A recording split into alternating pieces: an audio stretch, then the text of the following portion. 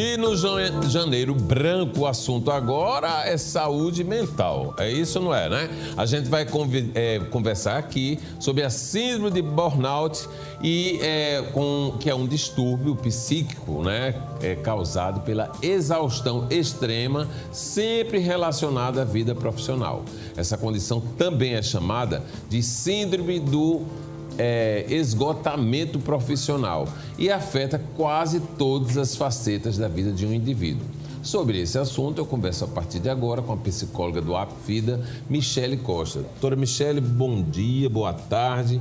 Vamos falar, o que é síndrome de burnout?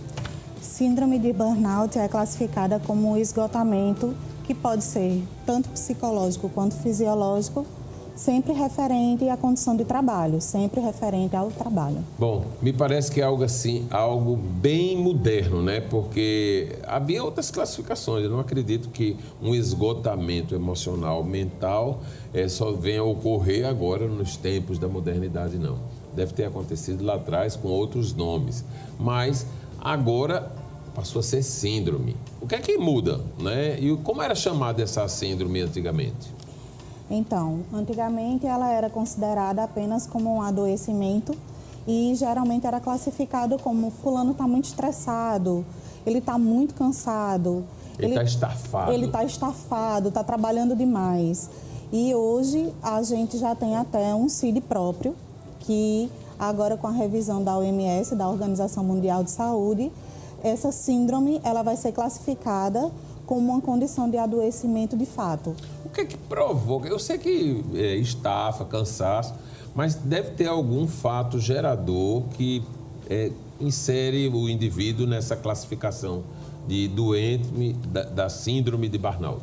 Geralmente as condições de trabalho, que podem ser condições físicas ou emocionais, as próprias relações de trabalho, relação de chefe-trabalhador, relações hierárquicas com os pares. Tudo a ver com o lado profissional de gente que trabalha, que é cobrado, que é dado metas e ali a pessoa vai se integrando de uma forma, né, sem nem se sentir e passa a sofrer as consequências dessa pressão do dia a dia. Exatamente. E às vezes as pessoas até classificam como se... eu exerço uma profissão que eu amo. Isso. Mas o exagero desse processo laboral, o exagero dessa atividade também é adoecedora. Que você sabe que a gente no mundo moderno não tem tempo, né? Chega e diz assim, que hora você sai? Não tem hora. Isso aí é algo que vai forçando uma barra, né?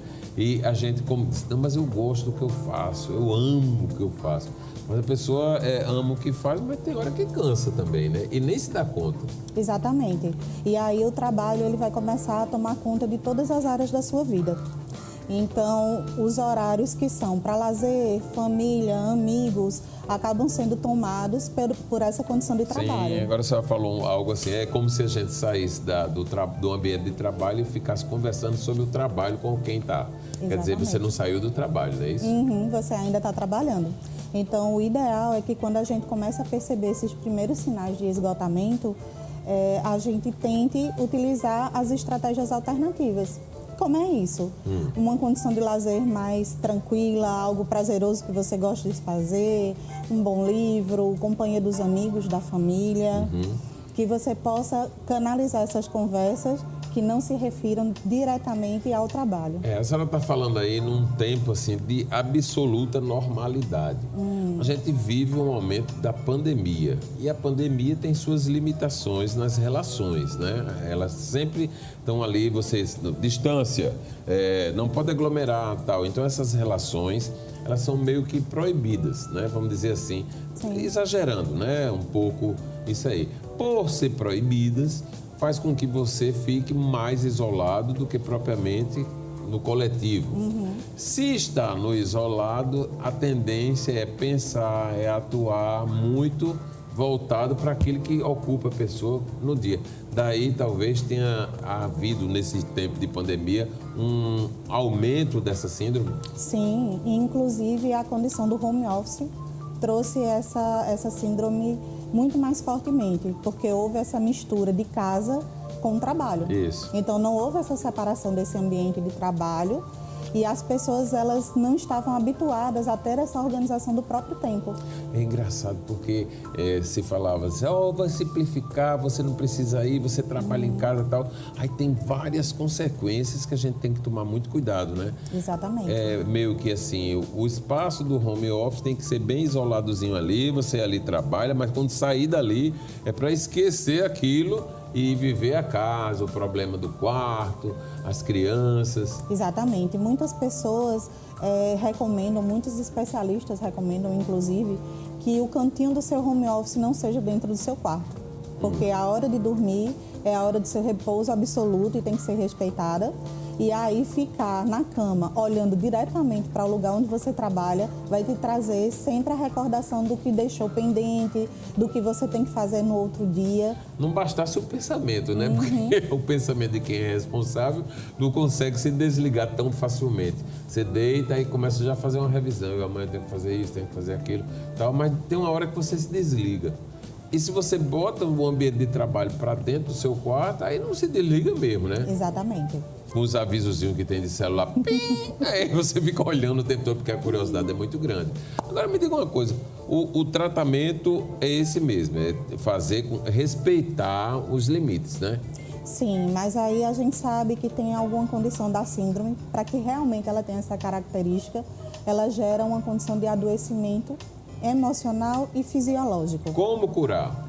Então a gente recomenda que o processo terapêutico, que a terapia, ela é fundamental para que haja essa recuperação, assim como em casos mais severos, a busca de uma ajuda médica.